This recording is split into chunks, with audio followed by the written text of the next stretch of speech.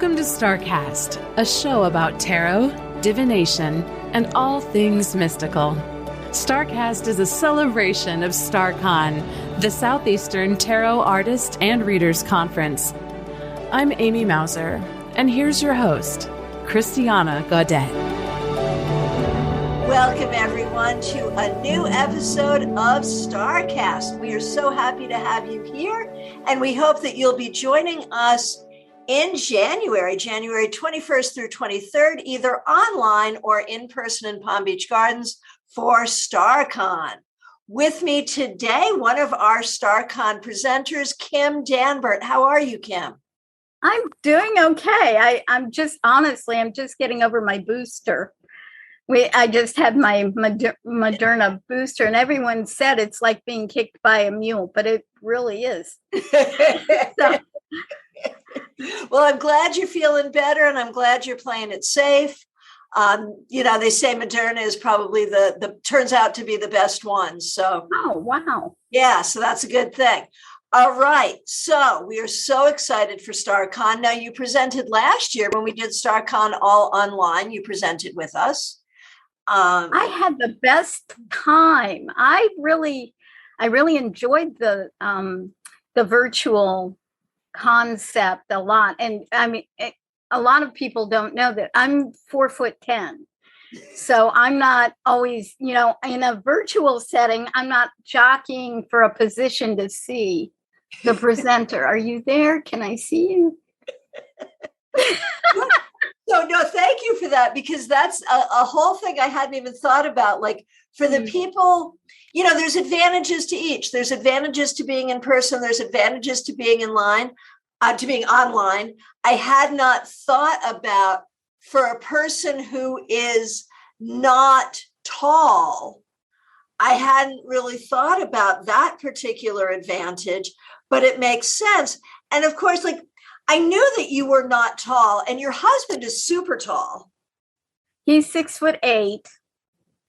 So when he's 6'8", you're 4'10". I'm 4'10". Mm-hmm. Wow. He's almost exactly twice as tall as wow. me. That is a fabulous thing. I love that. I love it. I think people don't think about this, but we have similar problems from opposite ends. He has trouble getting shoes.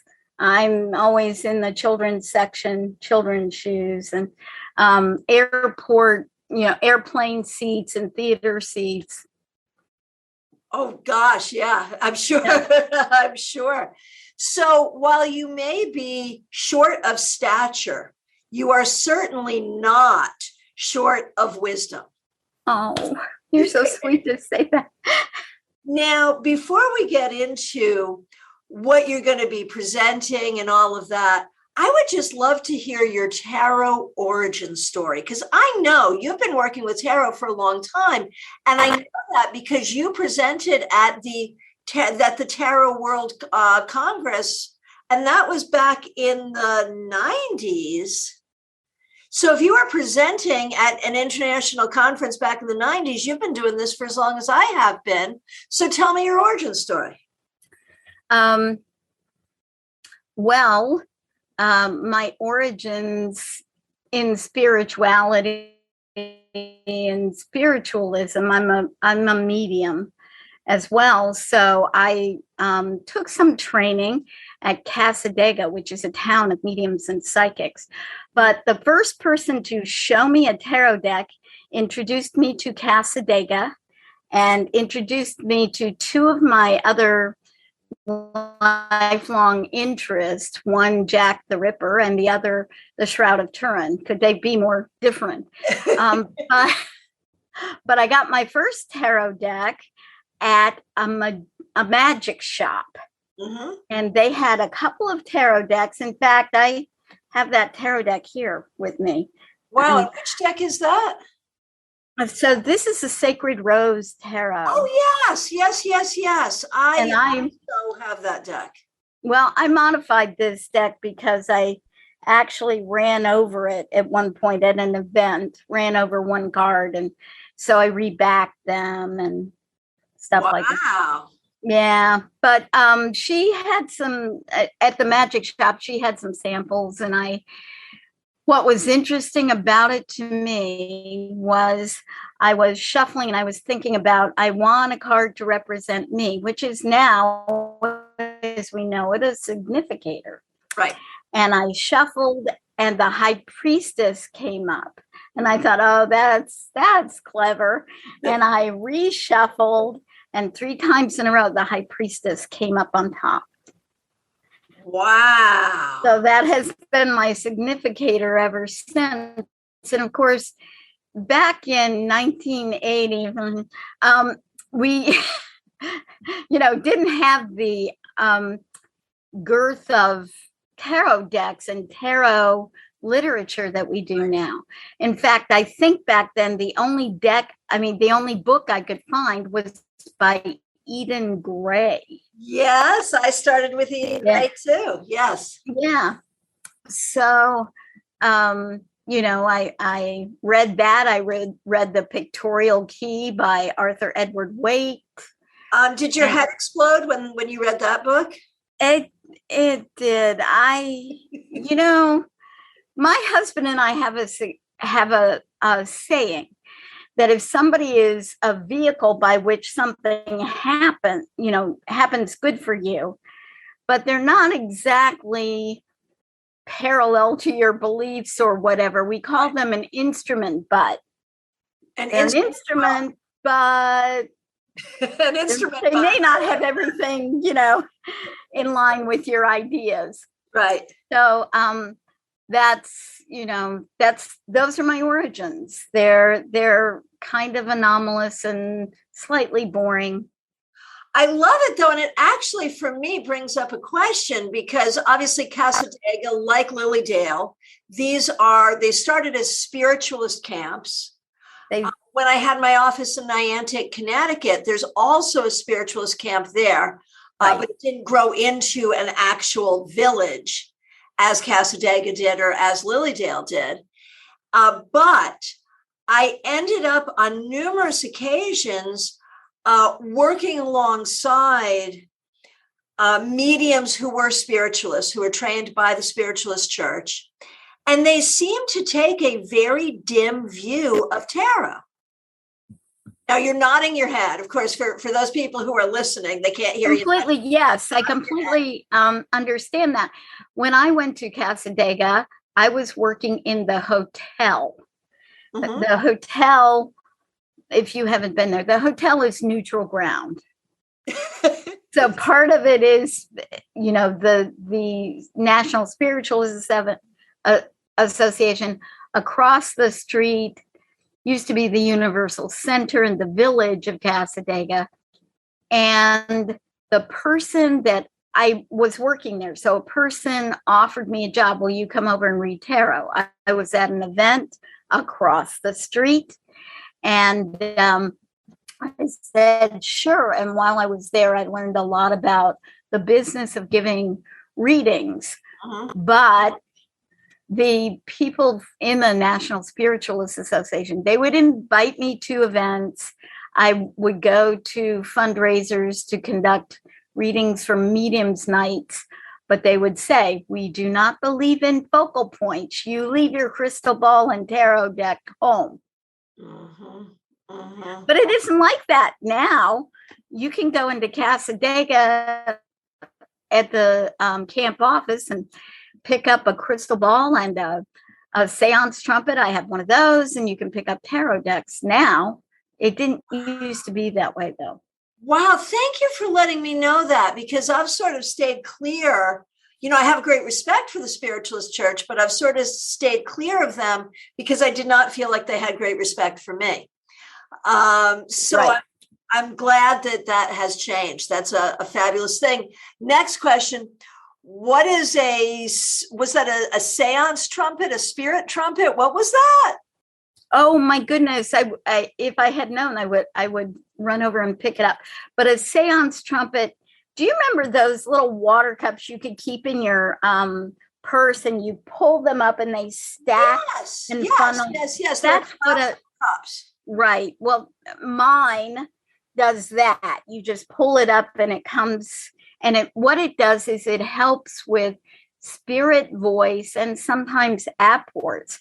I've actually had music come out of my seance trumpet when I've done readings. I've done seances and other things like people that. Can hear music that other people can hear. That my client could hear. Wow. Yeah. So it's basically just telling spirit, this can amplify your voice, so speak through this. Right. Well, isn't that delightful? See, you learn something new every day. I love that. So you are really an old-fashioned medium conducting seances. You are a modern tarotist reading tarot. And my understanding is you have a tarot deck that you're going to be publishing. Is that true? Yes, actually, things were kind of stalled this year. My printer was having problems with supplies. Right. But I'm doing a traditional Victorial key tarot deck that couples on the card a Bible verse. Oh, I love that. So would you be willing to give like one example card and verse? Sure. The magician card, which we're all really familiar with, there is a Bible verse that says, as above, so below. Yes. So each of the cards has a scriptural verse that speaks to the heart of the interpretation of the card. I love that. And, as above, so below is so sacred because it's in the Bible, but it's also like pre-Christian emerald tablet. It goes all the way back to Hermetic wisdom. And that's that's just a huge thing. But that brings us to another question I want to ask. And we can see that you bridge a lot of worlds, right? That you bridge the world of tarot and spiritualism. You also bridge the worlds of tarot and Christianity. And last year at StaarCon, you did a presentation on tarot and the Bible, if I remember correctly. I did. So, and I love that. I don't know if you know this, but I also come out of the Christian tradition. I don't identify as Christian now, but my dad was a Methodist minister. He was really supportive of my career as a reader, which was a wonderful thing. And I do still find a lot of wisdom in scripture and in the stories, which of course are the stories I grew up with. But you and I both know that a lot of Christian churches frown on exactly the work that we do. How do you deal with that? Frown on. Oh, that's such a temperate word. I tease everybody when in my classes and say that Walt and I have been thrown out of every legitimate church in Brevard County. And it is kind of true. Yeah. But honestly, so many of my origins start in the same place, this place of Cassadaga. And I was baptized originally in the Roman Catholic tradition and wasn't really, we didn't reside, sorry, cattail. We weren't practicing. And when I went to Cassadaga, I got really sick. I got deathly ill in Cassadaga, and I had an experience with Christ. Okay. I mean, leave it to me to have an experience with Christ in a spiritualist community. Right. So I had this experience where Christ showed up at the foot of my bed and said, you are going to recover and you are going to work for me. And for the first 10 years, my relationship with Christ was much like that of an employee-employer. Mm-hmm. And now it's a little, it's more amalgamated. It's more, I don't know, it's a closer sort of thing. But many things that I've learned, that many things that people believe are admonitions against what we do, mm-hmm. are not. And I end up asking people, did you read the book? Or are you repeating what someone said to you? Right. And often it's the latter. It's often the latter. Right. Absolutely. Yeah. Well, I mean, like in the book of Leviticus, there's this horrific thing that, you're not supposed to see spiritists, and you're not supposed to, there's so many things you're not supposed to do. Any kind of divination, you're not supposed to do that. It's in Leviticus 19 and 1 through 31, just are don't. But it also says you're not supposed to get anything pierced. You're not supposed to wear blended fabrics. And you're not supposed to blend two different kinds of cattle. So by that reckoning, we all go into hell. Every last one of us is going. But when you look at it in context, the book of Leviticus is for a priest class of people. I'm not that person. And so from a Christian perspective, Jesus was very specific to come and say, those are the old laws. I bring the new laws, and the new laws are really clear. Love yourself, love your one neighbor. Another. Right. Love God. That's right. Love one another. Love one another. So that is often what I will say to people is, did you read the book? Because it turns out pretty good for us who are imperfect at the end. Right. And even, St. Paul's letter to the Corinthians, where he talks about gifts of the Spirit. That's right. Gifts of the Spirit. And it's from it's an Old Testament book, the book of Joel. Your old men will dream dreams. Your young men will see visions. So you can tell whether you're an old man or a young man, depending on what you're doing, maybe. And, anyway. I think it is something I have. Right.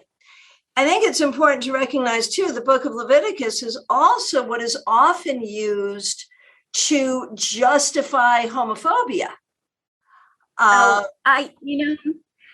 Suffice it to say, I think just God doesn't want us distracted in our relationship with a higher power. And I'm just thinking that. But either way, it's not our call. We're not supposed to be judging.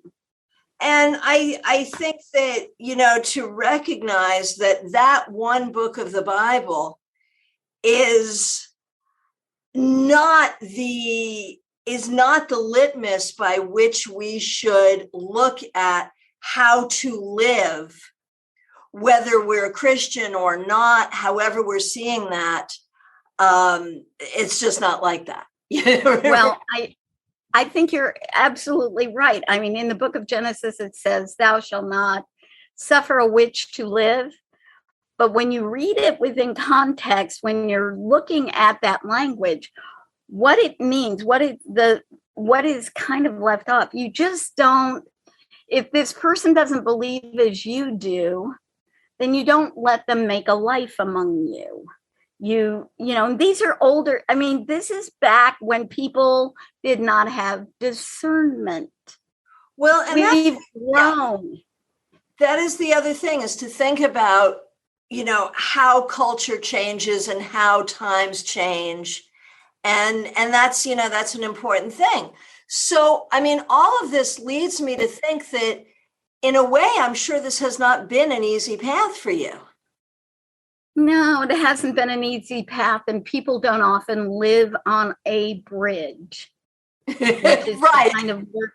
But I want to say, it's not any different. The Roman Catholic religion has an entire history of mysticism, right, where the saints had visions and knew about things before they actually occur. We know that the Hebrew faith is very replete with Kabbalah, which is the mystical rite of the Jewish religion. Right. So I'm not doing anything new. In fact, I'm doing something very old. Fact. That's a fact. Now, okay, so we know that you get some pushback from the Christian community. do you also get pushback from the tarot community for being Christian? Oh my God. I cannot believe you asked me that question.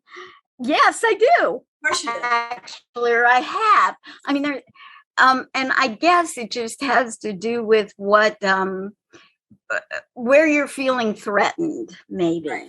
Right. You know, they're afraid I'm going to break out, you know, my Ryrie study Bible and start thumping. And that isn't really what happens. I don't do that.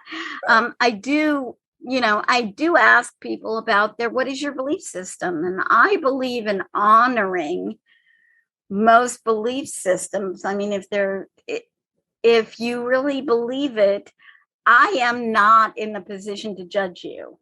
Right. I've not been given that gift. I've not been given that discernment. I wouldn't want it if I had it. There you So, go.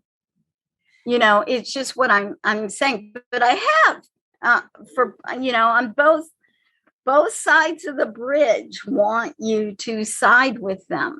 And we were, 5 years ago, Walt and I were really involved in a Methodist church in the area. And the pastor knew what I did for a living. And one day in a phone call, she disinvited me.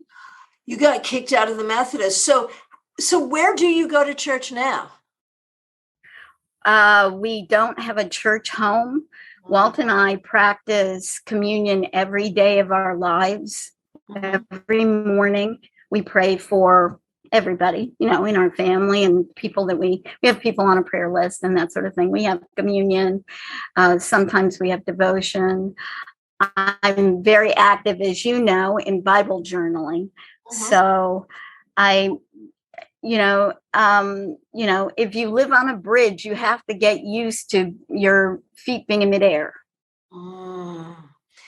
Wow. So, you know, in paganism, we talk a lot about being a solitary practitioner, and that's a legit choice. Right. In Christianity, like I was really brought up believing that you need to have a church home. And the idea, you know, of not having a church home feels like, to me, that feels sad. But it seems like you and Walt have created a solitary practice of Christianity that really works. Well, it's not all solitary. I just want to say, it does say, the New Testament is very replete with communing with the saints and that sort of thing. And Walt has a Bible study that it's all men, Methodist men, who moved their study off premises when we were disinvited from the church. Oh my goodness. So that Walt could continue to teach them. And if you come to my classes, at some point you'll get a bite, you'll get a tidbit of Christianity. You will. It's who I am and it's what happens. But who is going to, I did say when I was being, kind of raked over the coals, okay, well, these people who believe differently from you as a Methodist minister, who's going to minister to those people? Obviously, you're not going to do that. So I do. I give them a taste of Christ. Here's my taste of Christ. And you don't allow a bunch of other opinions to determine your relationship with a higher power, with God or whatever. That is your relationship, just like a relationship if you're in a marriage or if you have a pet or whatever. You define that relationship. I'm curious to know, what year did this happen that you got disinvited from the Methodists? What year was that? I think it was approximately 4 or 5 years ago. So I'm just wondering where that lines up with the split that is happening in the Methodist Church. One of my best friends is a Methodist minister. We met at Methodist summer camp when we were teens, and she was good friends with me and my parents. And she's lesbian, and she's part of the coming out movement, the call out movement in the Methodist Church. And so I've been very closely following what's been going on. And it feels like what happened to you coincides with that drawing of battle lines. Just saying. That timing is just exactly right, because they were here in Florida. They were supposed to take some sort of a vote. Yes. About whether the church that we belong to just opted out of the vote. Interesting.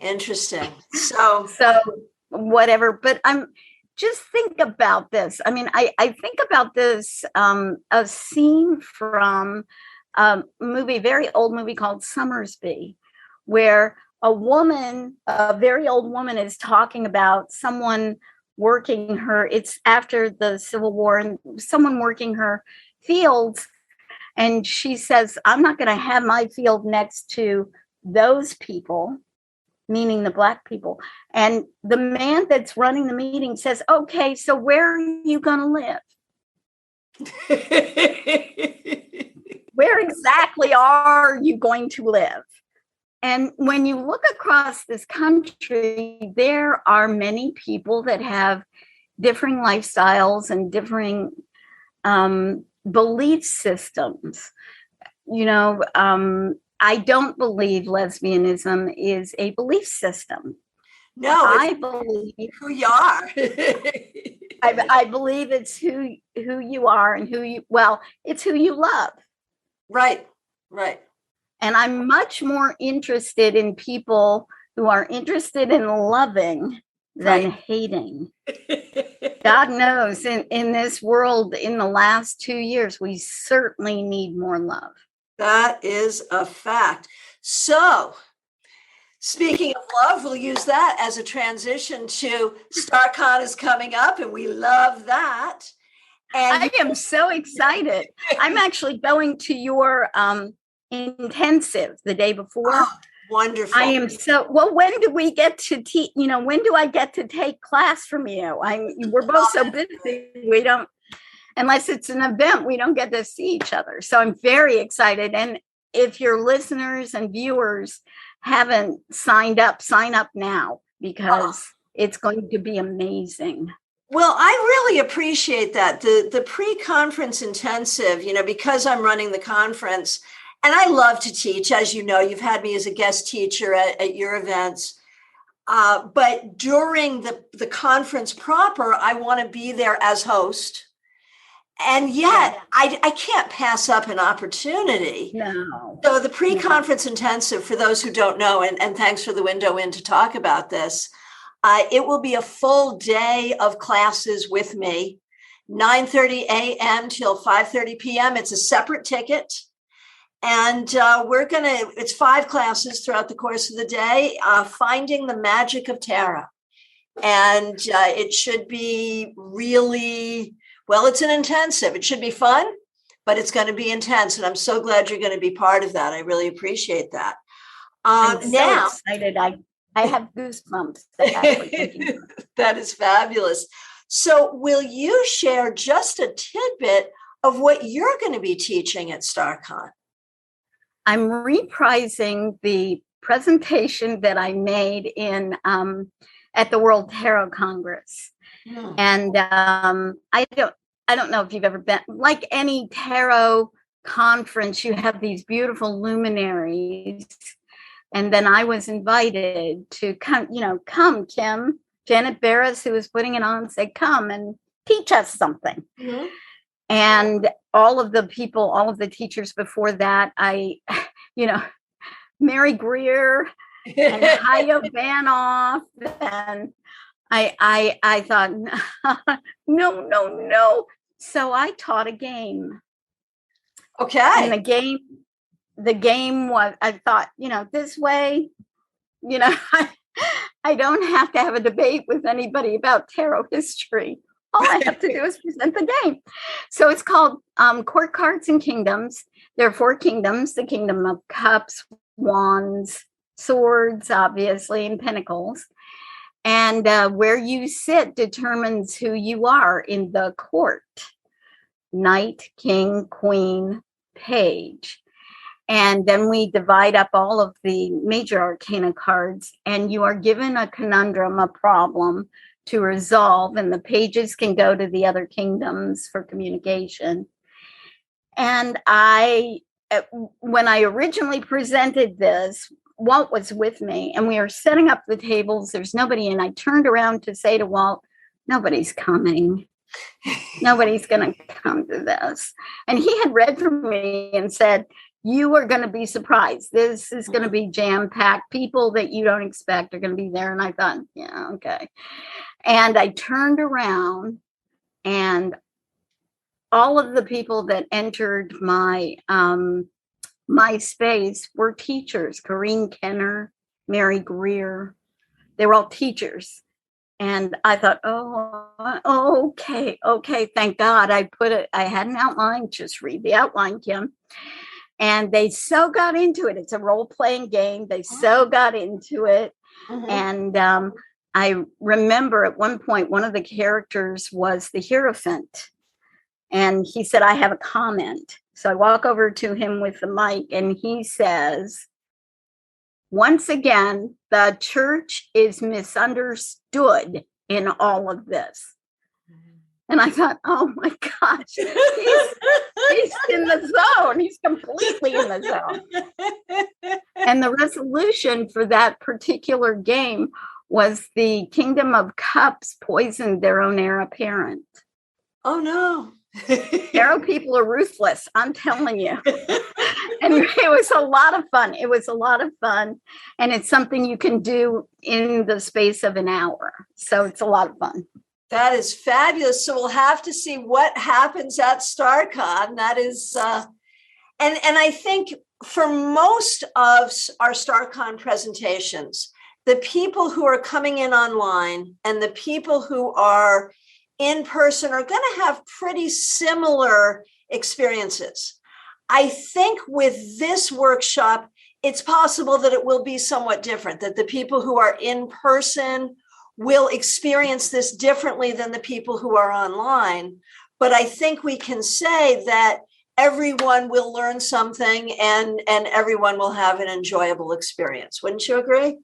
I think we'll all have a good time, all of us. I mean, just seeing what people's perspectives are of specific suits and what their function is. You learn a lot about the kingdom, the court cards, which is kind of something that people are, wary about sometimes.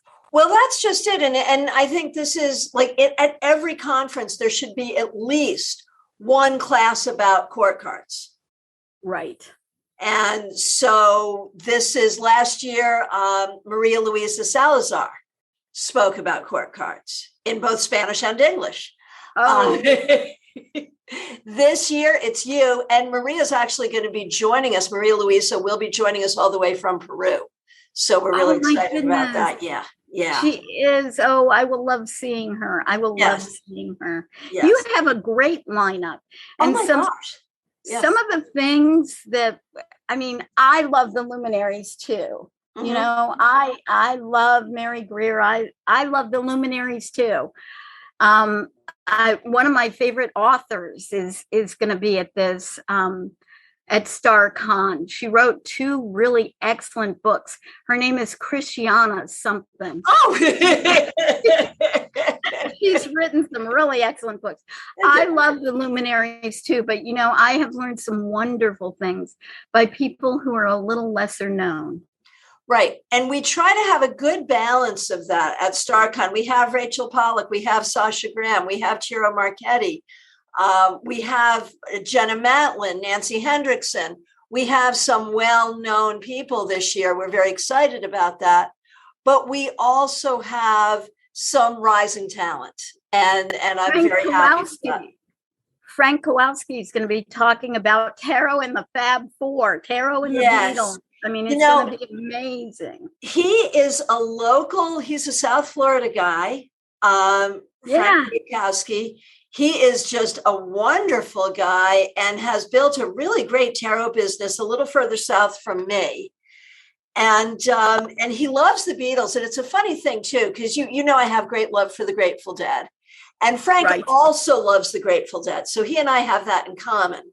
But his most favorite band is the Beatles. And he's done this whole project around tarot and the Beatles. And I cannot wait for this. I think this is going to be so much fun. I think it's going to be amazing. And it's just exemplary of tarot really kind of having its moment. I know moment isn't really accurate because there's just this burst of, me being a bridge it's not a new thing. You can, if you love baseball, you can get a tarot and baseball. Right. deck. So tarot really does bridge to everything. That's what we're saying, right? Yes. And by having a conference that is hybrid, in person and online, something we would not have thought to do were it not for the pandemic, we are also creating a bridge. And what's exciting too is this year, Excellence has an app. So, I'm thinking even with your workshop, you could actually have people in each of the groups with the app on their phone, and members of the group could be coming in online on an app. Anything is possible. Yeah. If tarot has taught me anything at all in my 38 years, it's anything is possible. I had completely abandoned my faith. I had a really devastating sort of thing. And my husband and I went to a tarot conference, and that brought me back to my faith. Anything is possible with tarot. That is a beautiful thing. Kim Danbert, how can people learn more about you and get in touch with you? www.kimdanbert.com. Perfect. Is my website. I would love to hear from you. You can email me through the website, and I would love to hear from you. I teach classes at a bookstore, mineral store in Merritt Island called Island Crystal and Bead. And you've been there. I have been there. And this is a fun, just, talk about bridges with tarot. The people who own your shop, the Mondazzi's, and a lot of people know the Mondazzi's from was it discountnewagebooks.com? Was that the website? Right. Well, I know the Mondazzi's because in the 90s, when in Connecticut and Massachusetts, I ran Christiana Psychic and New Age Fair, they were vendors at my fair. That is so wonderful. I love how things link up. You love it when a plan comes together. There it is. Yeah. And we will all be coming together either in person or online January 21st through 23rd. Get your ticket now. There are ticket levels at all prices. Ticket prices run from $50 up to $425. Get the ticket that works for you. StaarCon.com. That's StaarCon.com. Kim Danbert, thank you so much for joining us on StaarCast. We'll see you in January. Christiana, thank you so much for having me, and I'm looking forward to seeing you. Thanks for joining us for StaarCast. For more information about our annual conference, visit us online at StaarCon.com. That's StaarCon.com. We are looking forward to seeing you in January.